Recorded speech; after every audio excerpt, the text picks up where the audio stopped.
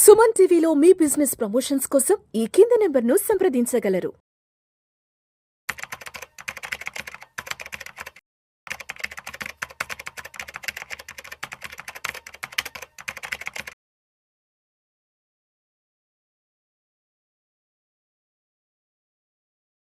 నమస్తే, welcome to Vishnu talks. నేను మీ విష్ణు. ప్రస్తుతం నాతో పాటు NISM and CRISIL certified wealth manager Revanth Chalamala ఉన్నారు. వారితో మాట్లాడదాం. నమస్తే రేవంత్. నమస్తే అండి. Revanth, welcome to Vishnu talks. Thank you sir. So Revanth, ముందుగా మీకు తెలుగు నూతన సంవత్సర ఉగాది శుభాకాంక్షలు. ధన్యవాదాలు. సో రేవంత్, ఉగాది అనగానే ఒక కొత్త ఆరంభం, నూతన శ్రీకారం, కొత్త పనులు ప్రారంభించడం. ఎస్, ఉగాది అనగానే మనందరం చేసే మొట్టమొదటి పని షడ్రుచుల సమ్మేళనంతో కూడిన ఉగాది పచ్చడిని తయారు చేసుకొని తినడం. అవును. మరొక ముఖ్యమైన పని ఏంటంటే పంచాంగ శ్రవణం వినడం. అవును. అంటే ద్వాదశ రాశులకు సంబంధించి ఈ సంవత్సరం ఎలా ఉండబోతోంది, ఈ సంవత్సరం మనకి ఆదాయ వ్యయాలు ఎలా ఉండబోతున్నాయి, రాజపూజ్యం అవమానం ఎలా ఉండబోతోంది, వ్యాపారాలకు సంబంధించి రాబడి ఎలా ఉండబోతోంది, ఖర్చు ఎలా ఉండబోతోంది, అదేవిధంగా విద్యార్థులకు సంబంధించి ఉపాధి ఉద్యోగ అవకాశాలు ఏ విధంగా ఉండబోతున్నాయి, పెద్దలకు సంబంధించి వివాహ యోగం, సంతాన యోగం ఎలా ఉండబోతుంది, ఇవన్నీ కూడా మనం శాస్త్రానికి సంబంధించి శాస్త్రోక్తంగా ఉగాది రోజున పంచాంగ శ్రవణం వింటాము, మాట్లాడుకుంటాం. సో ఇదంతా మన సనాతన ధర్మానికి సంబంధించి, మన సంస్కృతి సాంప్రదాయాలకు సంబంధించి మనం ఉగాది రోజున చేసే అతి ముఖ్యమైన పనులు ఈ రెండు. ఏది, ఒకటేమో ఉగాది పచ్చడి తయారు చేసుకుని తినడం, మరొకటేమో గుడికి వెళ్ళి అక్కడ పంచాంగ శ్రవణం వినడం. అవును. సో ఇదంతా మన సంస్కృతికి సంబంధించింది కాబట్టి, సో ఇప్పుడు ఒక్కసారి మనం దీన్ని మన మార్కెట్లతో లింక్ చేసి మాట్లాడుకుంటే, ఇప్పుడు ఉగాది పచ్చళ్ళలో మనం 6 రకాల షడ్రుచులు ఉంటాయి. అవును. తీపి, వగరు, పులుపు, కారం, చేదు, ఇలా 6 రకాల షడ్రుచులు ఉంటాయి. కాబట్టి అంటే ఈ 6 రుచుల లాగా ఈ సంవత్సరం ఎలా ఉండబోతుంది అనేది మనం ఈ ఉగాది నుంచి ఒక ఎక్స్పెక్టేషన్స్ పెట్టుకుంటాం. అవును. మన పంచాంగం చూసుకుంటాం, మన హోరోస్కోపిక్, మన జాతక చక్రం అంతా కూడా అవును ఉగాది నుంచి పరిశీలించుకుంటాం. అవును. కాబట్టి ఒక్కసారి దీన్ని మనం మార్కెట్లలోకి అన్వయించుకుంటే, ఈ ఉగాది నుంచి వచ్చే ఉగాది వరకు ఇండియన్ స్టాక్ మార్కెట్స్ ఎలా ఉండబోతున్నాయి, ఇండియన్ స్టాక్ మార్కెట్లో మరీ ప్రత్యేకించి మరీ ముఖ్యంగా ఒక 6 రకాల రంగాలు ఏ విధంగా ఉండబోతున్నాయి, ఎటువంటి అనుకూల పరిస్థితులు కలిగి ఉండబోతున్నాయి అనే అంశాల గురించి ఈ వీడియోలో మనం కొంత డీటెయిల్గా మాట్లాడుకుందాం. సో ఫస్ట్ ఏ సెక్టార్ తీసుకుంటారు, ఏ సెక్టార్ గురించి చెప్పబోతున్నారు మన ఆడియన్స్ కి? సో ఫస్ట్ నేను ప్రైవేట్ బ్యాంకింగ్ సెగ్మెంట్ గురించి చూద్దాం అనుకుంటున్నాను. ఓకే. సో బ్యాంకింగ్ లో మనకి ప్రైవేట్ బ్యాంకింగ్ ఉంటుంది, PSU బ్యాంకింగ్ ఉంటుంది. రెండు కలిపితే మనకి బ్యాంక్ నిఫ్టీ అని అంటాం.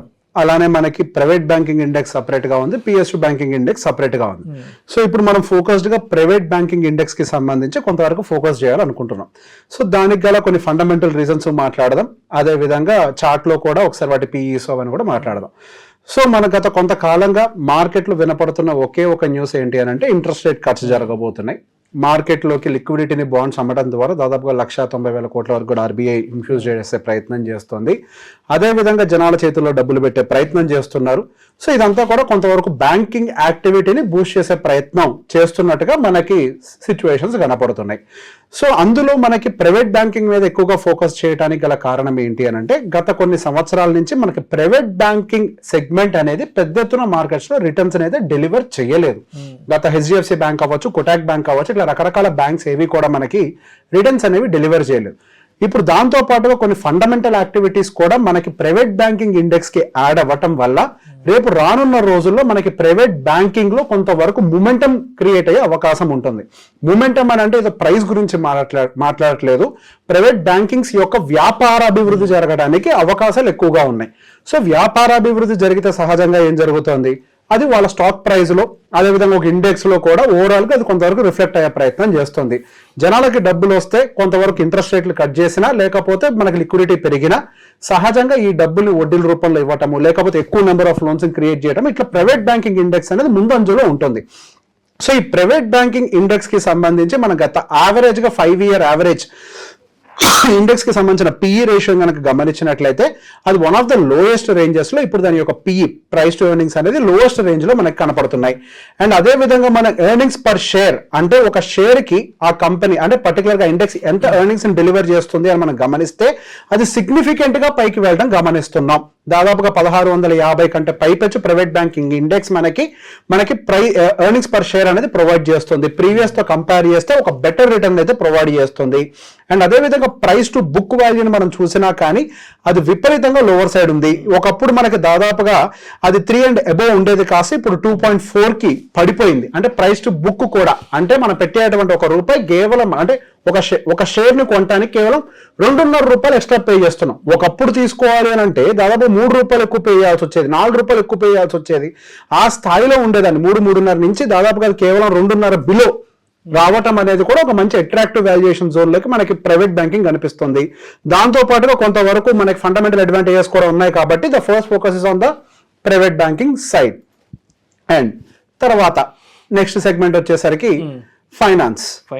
ఎస్, ఒక రకంగా ఎన్బిఎఫ్సి అనొచ్చు, లేకపోతే ఇన్సూరెన్స్ కంపెనీలు ఉంటాయి అనుకోవచ్చు అందులో. అదే విధంగా రకరకాల ఫైనాన్స్ ఏఎంసీస్ అవ్వచ్చు, ఫైనాన్స్ సెగ్మెంట్ అన్ని కలిపి ఉంటాయి.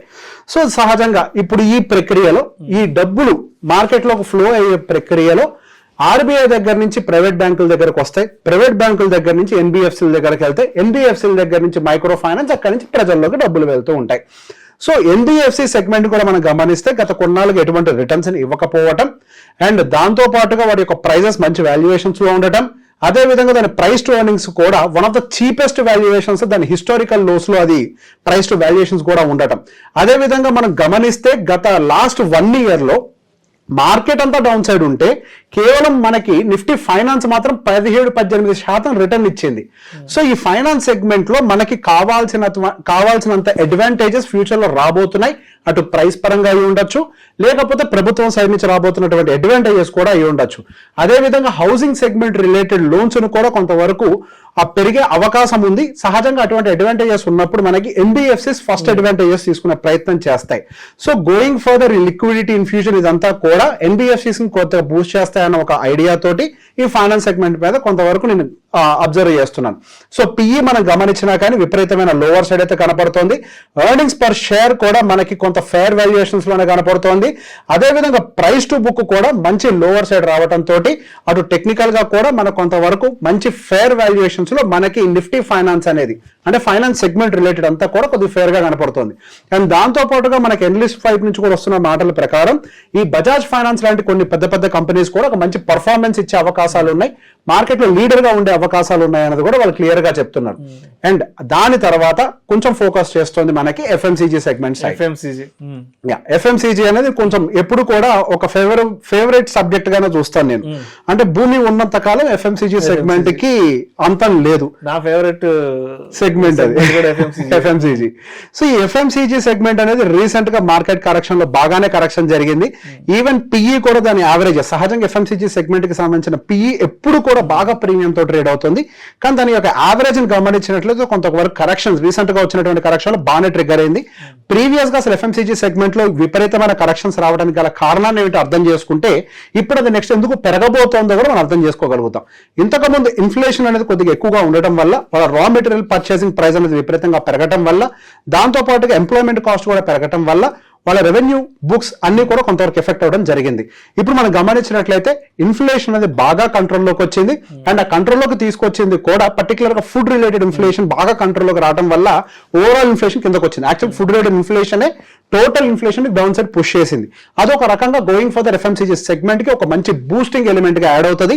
సో వాళ్ళ రా మెటీరియల్ ప్రైసింగ్ అనేది చీపర్ ప్రైస్ లో తెచ్చుకొని వాళ్ళ బుక్స్ లో ప్రాఫిట్ గ్రోత్ ని చూపించే అవకాశం ఉంటుంది. అండ్ దాంతో పాటుగా రీసెంట్ గా వచ్చినటువంటి ఫాల్ అండ్ అదే విధంగా పిఈ కూడా కొంతవరకు మంచి కరెక్షన్ లో ఉండడం వల్ల నెక్స్ట్ గోయింగ్ ఫర్ దీనికి పొటెన్షియల్ ఉండే అవకాశాలు ఉంటాయని బలంగా నమ్ముతున్నాను. అండ్ దాంతో పాటుగా ప్రభుత్వం అంతా కూడా ప్రజల చేతుల్లో డబ్బులు పెట్టాలి అనే ఒక నేపథ్యంలో 12 లక్షల రూపాయల వరకు కూడా ఇన్కమ్ ట్యాక్స్ ఎగ్జామ్షన్ కూడా క్రియేట్ చేసింది. ఆ ఎగ్జామ్షన్ కూడా ప్రజల చేతుల్లోకి డబ్బులు రావటం వల్ల సహజంగా ఫస్ట్ ఖర్చు పెట్టేది ఎక్కడానంటే ఈ ఎఫ్ఎంసీజీ segment ఫస్ట్ లోకి సెగ్మెంట్ డబ్బులు ఎక్కడికి ఎఫ్ఎంసీజీ పోతాయి? ఫస్ట్ డబ్బులు అక్కడికే పోతాయి. సో గోయింగ్ ఫర్దర్ ఈ వాల్యుయేషన్ కరెక్షన్ ఇదంతా కూడా కొంతవరకు అడ్వాంటేజ్ ఇచ్చే అవకాశాలు ఉన్నట్టుగా కనపడుతుంది. అదేవిధంగా ఎర్నింగ్స్ పర్ షేర్ కూడా దానికి డీసెంట్ అండ్ ఇన్లైన్ గానే మూవ్ అవుతుంది. మధ్యలో కొంత డీవియేషన్ వచ్చినప్పటికీ తర్వాత అది మళ్ళీ ఇన్లైన్ అయ్యే ప్రయత్నం అయితే చేసింది. అదేవిధంగా ప్రైస్ టు బుక్ వాల్యూ కూడా గత కొన్ని సంవత్సరాల నుంచి ఏదైతే యావరేజెస్ మెయింటైన్ చేస్తుందో యావరేజెస్ కి ఎఫ్ఎంసీజీ సెగ్మెంట్ అయితే రీచ్ అయిపోయింది. సో అన్నిటి పరంగా అటు మనకి ఎకనామిక్ యాక్టివిటీ పరంగా అవ్వచ్చు, ఫండమెంటల్ యాక్టివిటీ పరంగా అవ్వచ్చు, ఈ రెండు కూడా ఎఫ్ఎంసీజీ సెగ్మెంట్ సైడ్ కొంతవరకు బూస్ట్ ఇచ్చే అవకాశాలుగా ఉన్నట్టుగా కనిపిస్తుంది. అండ్ నెక్స్ట్ వచ్చేసరికి కన్జంప్షన్. సో కన్జంప్షన్ సహజంగా ఇందాక చెప్పినటువంటి సినారియోస్ అన్ని కూడా మనకి ఇటువైపుగా అప్లై అవుతాయి. మీరు గమనిస్తే ఫస్ట్ నుంచి కూడా నేను ప్రభుత్వం ఎటువైపు చూస్తుంది అన్న ఒక సెగ్మెంట్స్ నే మీకు మెన్షన్ చేస్తున్నాను. సహజంగా ఎప్పుడైనా మీరు గమనిస్తే ఒకప్పుడు ఇన్ఫ్రా, డిఫెన్స్, రైల్వే ఇవన్నీ పరిగెట్టాయి. ఎందుకు? మనకి మైక్రో లెవెల్లో ప్రభుత్వం అక్కడ ఫోకస్ పెట్టి పెంచాలని ప్రయత్నం చేసింది. కానీ ఇప్పుడు ప్రభుత్వం ఏం మాట్లాడుతుంది? జనాల చేతిలో డబ్బులు పెట్టాలని మాట్లాడుతుంది. సో దాంట్లో భాగం కింద కన్సంప్షన్ థీమ్ అంతా కూడా ఇన్వాల్వ్ అయి ఉంటుంది. ఆ కన్సంప్షన్ థీమ్ లో 2 వీలర్స్ వస్తాయి, 4 వీలర్స్ వస్తాయి, ఎవ్రీథింగ్. ఈవెన్ మన కొంతవరకు ఫార్మాసిటికల్ వస్తుంది, ఎఫ్ఎంసీజీ వస్తుంది, బట్టలు వస్తాయి, డ్యూరబుల్స్ వస్తాయి, ఏసీలు వస్తాయి, ఫ్యాన్ అన్ని వస్తాయి అందులోకి. సో డబ్బులు వచ్చిన తర్వాత కొంతవరకు కంఫర్ట్ ని పెంచుకునే ప్రయత్నం చేస్తారు కాబట్టి సహజంగా జనాలు కూడా. సో ఈ ఎఫ్ఎంసీజీ సెగ్మెంట్ తర్వాత మనం కొంతవరకు కన్సంప్షన్ థీమ్ వైపు కూడా డబ్బులు ఫ్లో పెరిగే అవకాశం ఉంటుంది కాబట్టి వాళ్ళకి రెవెన్యూస్ కూడా కొంతవరకు బెటర్ గానే గ్రో అయ్యే అవకాశాలు ఉంటాయి. కన్సంప్షన్ థీమ్ కూడా రీసెంట్ గా జరిగినటువంటి కరెక్షన్ లో కొద్దిగా బాగానే కరెక్షన్ అయింది. సో మనం ప్రీవియస్ గా పీక్ గా ఉన్నప్పుడు గమనిస్తే కన్సంప్షన్ థీమ్ కి సంబంధించి పిఈ 56 ఆల్మోస్ట్ 57 గా ఉంటే కరెంట్ దాని యొక్క పిఈ బాగా కరెక్టే 40 వరకు వచ్చింది. అంటే దాని మీడియం కంటే బిలోకి వచ్చే ప్రయత్నం అయితే చేస్తుంది 5 year యావరేజ్ మీడియం తో కంపేర్ చేస్తే. సో గోయింగ్ ఫర్దర్ మనకి దీంట్లో కూడా వాల్యుయేషన్ కరెక్షన్ జరిగింది కాబట్టి కొద్దివరకు ఎక్స్పెక్టేషన్స్ పాజిటివ్ గా ఉన్నాయి. ఎర్నింగ్స్ పర్ షేర్ కూడా బాగా ఇంప్రూవ్ అయింది. రీసెంట్ గా జరిగిన ప్రైస్ కరెక్షన్ వల్ల ఎర్నింగ్స్ పర్ షేర్ అనేది బాగా ఇంప్రూవ్ అయింది. ప్రైస్ టు బుక్ కూడా బాగానే కరెక్షన్ జరిగింది. సో బేసిక్ గా ఇప్పుడు జరిగినటువంటి corrections and as well as fundamental activities రెండు కూడా మన కన్సంప్షన్ థీమ్ వైపుగా కొంతవరకు పుష్ చేస్తున్నాయి. సో నెక్స్ట్ వచ్చేసరికి ఒక థీమ్ గురించి మాట్లాడుతున్నాడు, అది సెక్టర్ అని అనకూడదు. ఇప్పుడు వరకు మనం మాట్లాడినవన్నీ కూడా సెక్టార్స్. ఒక వరకు మనకి కన్సంప్షన్ కూడా థీమ్ లోకే వస్తుంది. అండ్ నెక్స్ట్ సహజంగా చాలా మంది ఇగ్నోర్ చేస్తున్నటువంటి ఒక థీమ్ ఏంటంటే సర్వీసెస్ థీమ్. రీసెంట్ గా మన భారతదేశంలో సర్వీసెస్ సెగ్మెంట్ అనేది బాగా గ్రో అవుతుంది. సర్వీసెస్ సెగ్మెంట్ లో ఎక్కువగా డామినేట్ చేసేది బ్యాంక్స్. గత 4-5 సంవత్సరాల నుంచి బ్యాంక్స్, ప్రైవేట్ బ్యాంక్స్ పర్టికులర్ గా పర్ఫార్మెన్స్ లేకపోవడం వల్ల మనకి సర్వీసెస్ సెగ్మెంట్ అంతా కొంతవరకు వీక్ అయింది. సో ఇప్పుడు ప్రైవేట్ బ్యాంక్స్ కొంతవరకు కొత్త ఉత్సాహం చూసే అవకాశాలు ఉన్నాయని మనం మాట్లాడుకున్నాం. దాంతో పాటుగా ఐటీ సెగ్మెంట్ కూడా కొంతవరకు కరెక్షన్ జరిగినప్పటికీ మళ్ళీ అది రివైవ్, ఐటీ గురించి కూడా మళ్ళీ మాట్లాడతాను. కాకపోతే ఈ సర్వీసెస్ థీమ్లు ఏమేమి ఉంటాయని కూడా ఒకసారి చూపిస్తున్నాను. ఎన్ఎస్సి వెబ్సైట్ లోకి వెళ్తే క్లియర్ గా కనిపిస్తుంది. సో ఈ సర్వీసెస్ థీమ్ మొత్తంలో మనకి ఫైనాన్షియల్ సర్వీసెస్ 58.92% వెయిటేజ్ తీసుకుంటుంది, ఐటీ 19.8%, మిగతా అవన్నీ కూడా consumer services, telecommunications, health care, power services, oil and gas. So basic ఈ సర్వీసెస్ సెగ్మెంట్ లో మనకి ఎక్కువ వెయిటేజ్ అంతా కూడా financial services and information technology. So ఒక ప్యాక్ లాగా మనం తీసుకోవాలి అని అనుకుంటే సర్వీసెస్ సెగ్మెంట్ లో నెక్స్ట్ గ్రోత్, హై గ్రోత్ ప్రాబబిలిటీకి ఉన్నటువంటి సెగ్మెంట్ అంతా కూడా ఇందులో ఎక్కువగా ఇన్వాల్వ్ అయి ఉంది. అండ్ దాంతో పాటుగా దాని యొక్క పిఈ రేషియోస్ కూడా కొంతవరకు బాగున్నాయి. వాటి యొక్క మీడియంతో కంపేర్ చేస్తే లో సైడ్ వచ్చాయి. అండ్ దాంతో పాటుగా దాని ఎర్నింగ్స్ పర్ షేర్ కూడా మనం గమనించినట్లయితే ఇన్లైన్ గానే మూవ్ అవుతుంది. అండ్ ప్రైస్ టు బుక్ కూడా బాగా చీపర్ గా అవడంతో సర్వీసెస్ సెగ్మెంట్ కూడా going further as a theme మనకి అంటే మనం విడివిడిగా ఎంచుకోవడం కష్టమైతే సర్వీసెస్ సెగ్మెంట్ అనేది కొంచెం పాజిటివ్ గా ఉండే అవకాశాలు కనపడుతున్నాయి. అండ్ దాని తర్వాత ఇందాక సర్వీసెస్ దాంట్లో మనం ఐటీ గురించి చెప్పాం కదా, ఇప్పుడు ఐటీ గురించి విడిగా మాట్లాడుతున్నాం. సో మనకి పోయిన సంవత్సరం ఐటీ కొంతవరకు పాజిటివ్ రిటర్న్స్ ఇచ్చిన తర్వాత ఐటీ రీసెంట్ గా యూఎస్ ఉన్నటువంటి టెన్షన్స్ వల్ల బాగా కరెక్షన్ కి గురైంది. సో ఇప్పుడున్నటువంటి ప్రైస్ ఎక్కడుంది అంటే 2022లో ఏదైతే ఒక టాప్ ని ఫామ్ చేసిందో 2022లో ఇప్పుడు ఐటీ ప్రైస్ మళ్ళీ అక్కడికి వచ్చింది. సో కరెక్షన్ అనేది మనకి అద్భుతంగా జరిగిందని చెప్పాలి. అండ్ దాని యొక్క పిఈ కూడా గమనించినట్లయితే దాని యొక్క ప్రీవియస్ పడిపోయినప్పుడు ఏదైతే పిఈ లెవెల్స్ ఉన్నాయో ఆ పిఈ జోన్ లోకి మళ్ళీ ప్రైస్ ఎర్నింగ్స్ అనేది డ్రాప్ అయిపోయినాయి. ఎర్నింగ్స్ పర్ షేర్ ఇప్పుడు పడ్డ తర్వాత బెటర్ గా అంటే కంపెనీల యొక్క ప్రైస్ అండ్ ఇండెక్స్ పడ్డ తర్వాత ఎర్నింగ్స్ పర్ షేర్ అనేది మంచి వాల్యుయేషన్స్ లో కనిపిస్తుంది అండ్ ప్రైస్ టు బుక్ కూడా మంచి కరెక్షన్స్ లో గురైంది. సో సహజంగా ఐటీ సెగ్మెంట్ అనేది ఒక mid and small cap segments తోటి ఈక్వల్ గా పోటీ పడగలిగేటువంటి ఒక గ్రోత్ కేటగిరీ ఈ సెక్టార్ అంతా కూడా. సో ఈ ఐటీ సెక్టార్ లో డిప్ రావడం అనేది ఈ టైంలో ఒక మంచి అవకాశంగానే చూస్తాను. గోయింగ్ ఫర్దర్ మనకి యూఎస్ లో ఫెడ్ ఇంట్రెస్ట్ రేట్ కట్స్ కూడా చేసే అవకాశాలు ఉంటాయి. మేబీ ఏమైనా చిన్న చితక సమస్యలు ఉంటే 1-2 పోస్ట్ పోన్ చేస్తారు, కానీ గోయింగ్ ఫర్దర్ ఖచ్చితంగా చేసే అవకాశాలు ఉంటాయి. కాబట్టి ఈ ఐటీ రిలేటెడ్ అడ్వాంటేజ్ అంతా కూడా ఇంట్రెస్ట్ రేట్ కట్స్ తోటి వస్తూ ఉంటుంది. కాబట్టి ఈ ఐటీ సెగ్మెంట్ గోయింగ్ ఫర్దర్ బాగా పర్ఫామ్ చేయడానికి కూడా అవకాశాలు ఉన్నాయని బలంగా నమ్ముతున్నాను. సో ఇప్పుడు మొత్తం కూడా ఈ 6 సెక్టార్స్ ని నేను ఎక్కువగా ఫోకస్ చేయాలని అనుకుంటున్నాను.